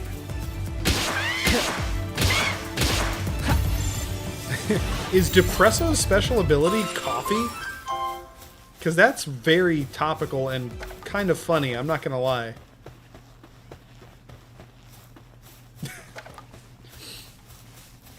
Don't talk to me till after I've had my coffee. That's him.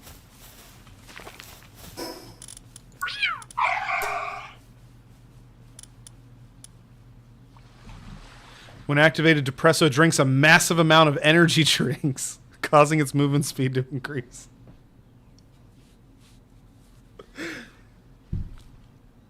Depresso's a gamer.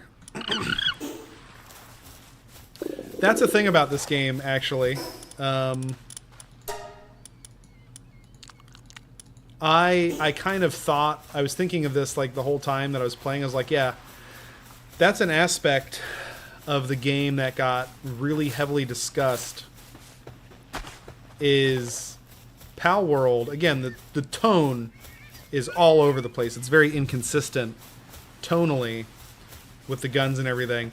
And the thing is the game is also not shy about showing off its horniness.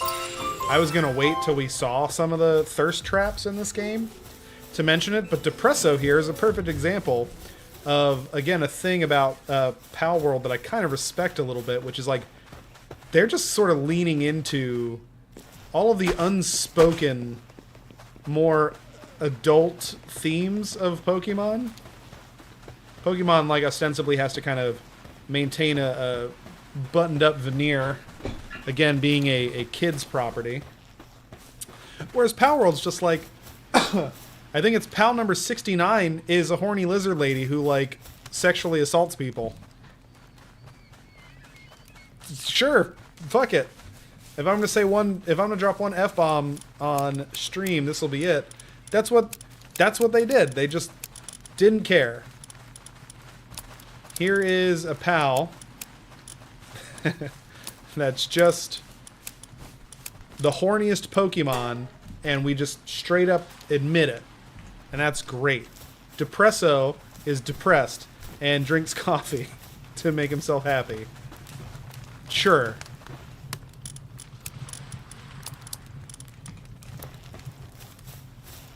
Ugh. It's not lined up. Alright. I leveled up. I need more health. This is not going well for me. I did unlock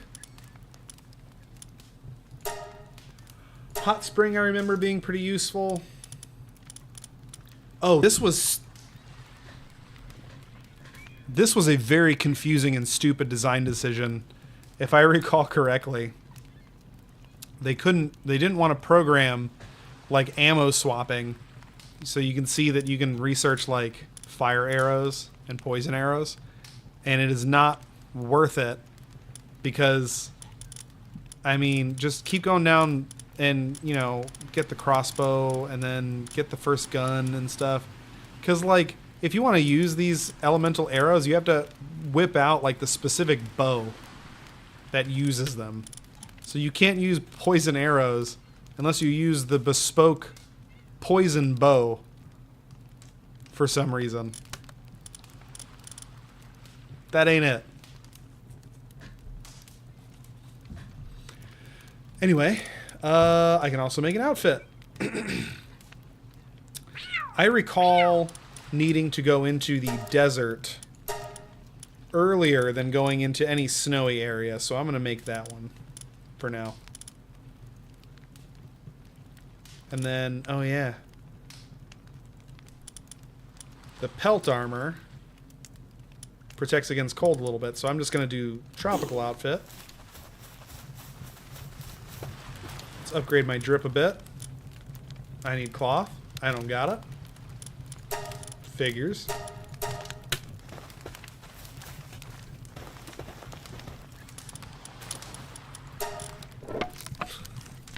My axe is broken. To repair it, I need to use my axe to chop down a tree. I need to go get a wood cutting. There goes the axe. I need to go get a wood cutting pal as soon as possible.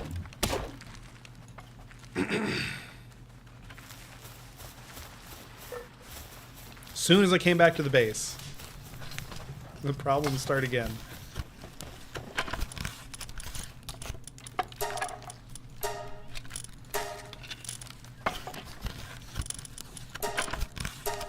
Okay. My armor is low. Oh no. If I recall,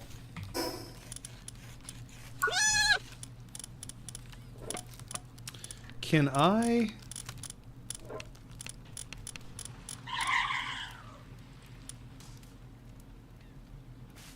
Yeah, right? Yeah, you can see where they live, except I haven't... Oh, yeah, live monk. Perfect.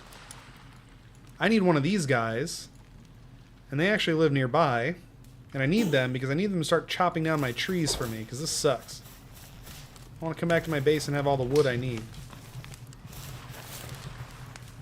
And I need to make a ranch so that my... oh, hi. I need to make a ranch so that my sheep, my lamb ball, can get me a free source of wool. Hey, leave those guys alone. Don't touch my gum ass.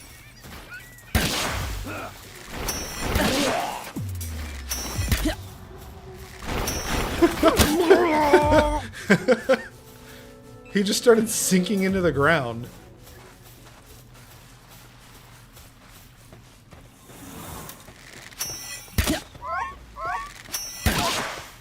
I recall this one. Little chip. This Pokemon, this Palamon, in the ranch, gives you a free source of Pal Spheres. That would be great. Yeah.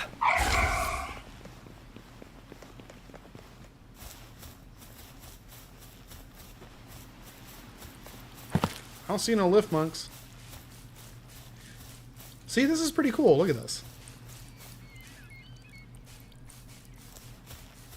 It's not a badly designed locale. Yeah.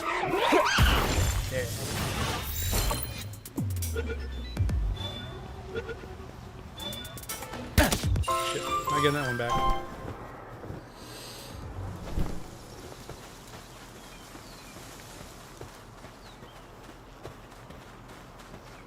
Thwack! Oh, thwack. Have I been here? Yes. I ain't finding no lift monks.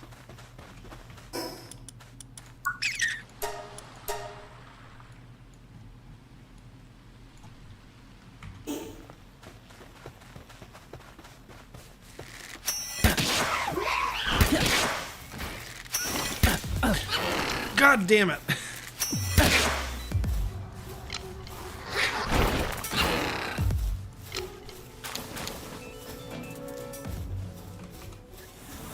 And this is why... I mean, it's the same trouble that you have in Pokemon, right? Knocking them out before you can catch them. It's just that you never know when those attacks are coming. So how can you possibly anticipate it?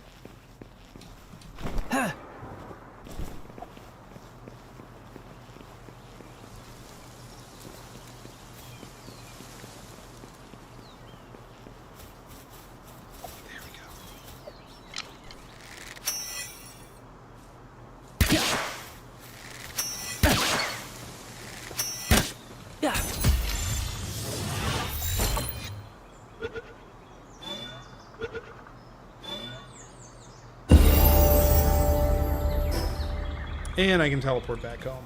And I leveled up.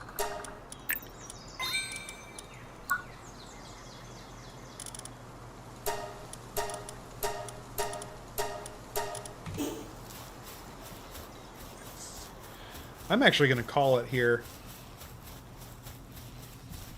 Let me get to this teleport. I'm going to call it here because this was actually... good. This was a lot of fun. I'm not gonna lie. As much as I have been talking just absolutely mad shit about a lot of aspects of this game, it is engaging again in a way that I don't think a lot of people were expecting. I think I told my friend when I ended up buying this game. So I bought this game like 10 days after it came out. And I said something along the lines of like, I'm just doing this for research, don't judge me. But I said something to the effect of, this scratches an itch that Legends of Arceus only idly rubbed. And there is something really compelling about it. Traveling around again, this kind of like pretty environment, running into all these different creatures, which, you know, I was talking about how they're very nicely placed in their world. They do sometimes kind of seem like they're just sort of plopped into it with no rhyme or reason. You know, like you go back to the habitat part. And I mean, I don't remember how big the map is, but like, I mean, it's sort of like they have their environments, you know? But yeah, like never knowing which ones you're going to run into. And there's a lot of them. There's like, I think it's 100 is what I said before. 112. There are some variants. There's no evolutions or anything, but there's like some variants in Element, you know? Like there's a version of I don't know if I have any in my inventory. But there's like a variant of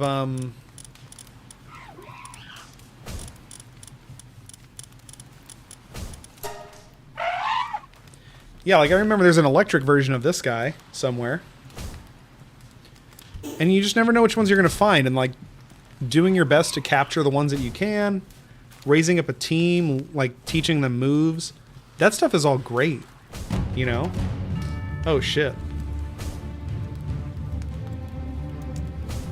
Forgot about this part.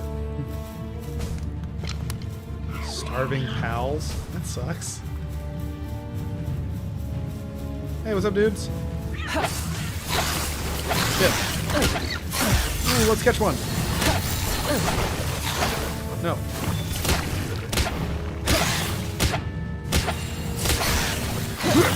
Damn it.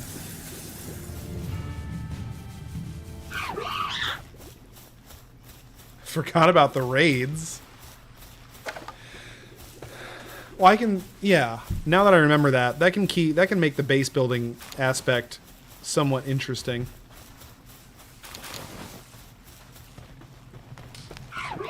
They were hungry. That's sad.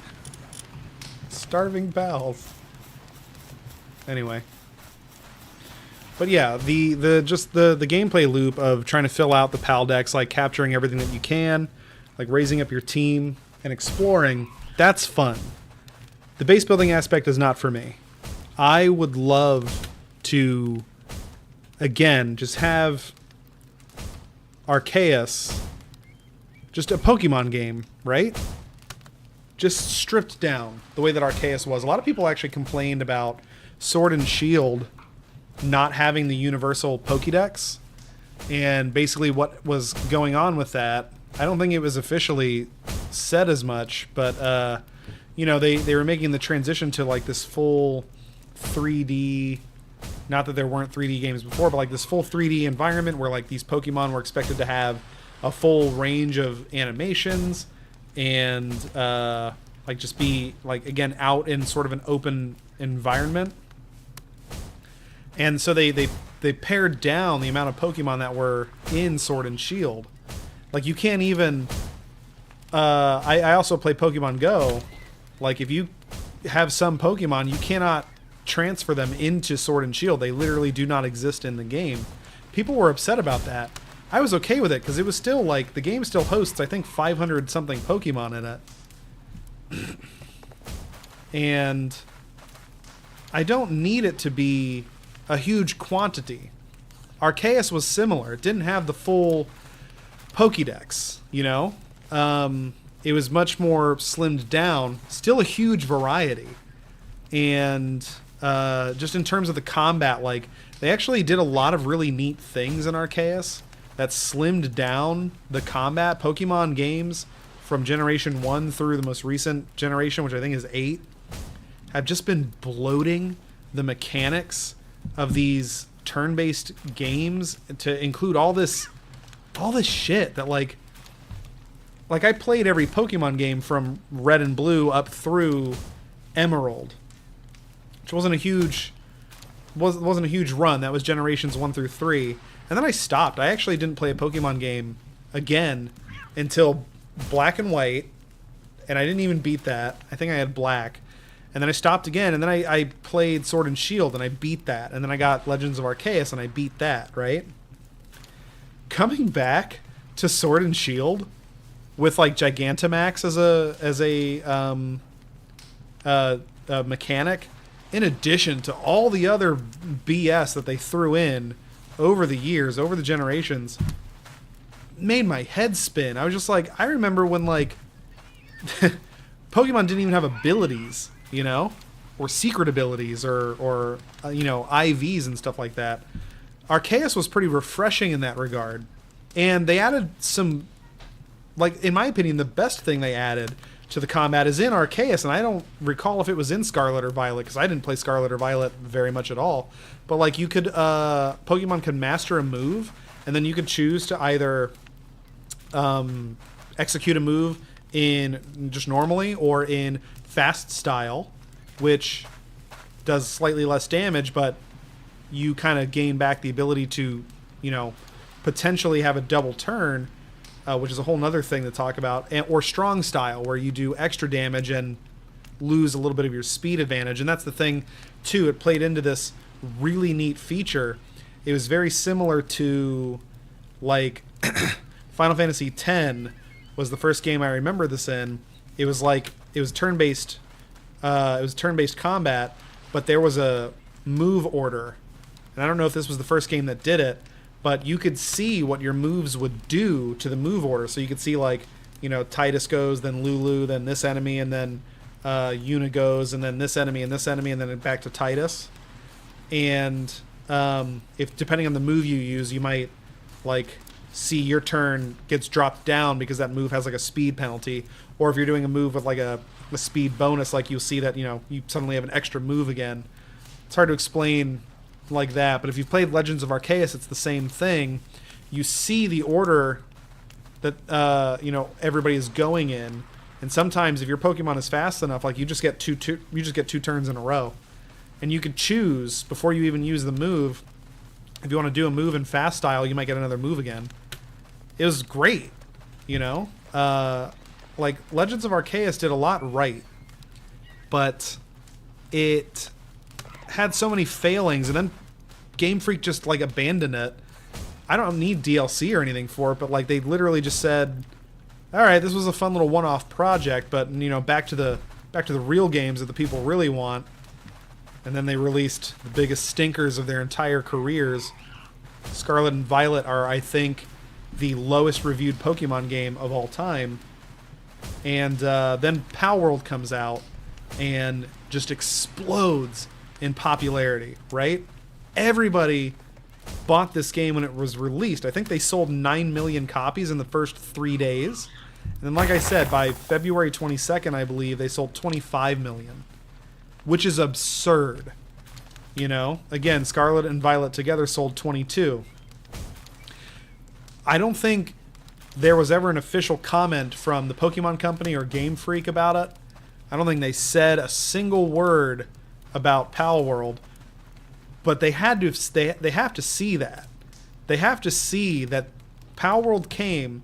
It built on a very clear desire among, like, longtime Pokemon fans for something different. And I know I just talked about how, like, Pokemon games got really bloated in their mechanics. Well, the thing is, that's the one area it did get bloated in. Pokemon games are the same. They are it's the same game every year. It might as well be FIFA, like EA FIFA or Madden. It's just a roster update every time with very few changes to the actual, like, mechanics of the game. When Palworld comes along, builds off of a thing you did that people really liked, but that you just want to, like, kind of shove under the door because it was too hard, I guess, to do something different. Like, I hope that it affects them a little bit, you know?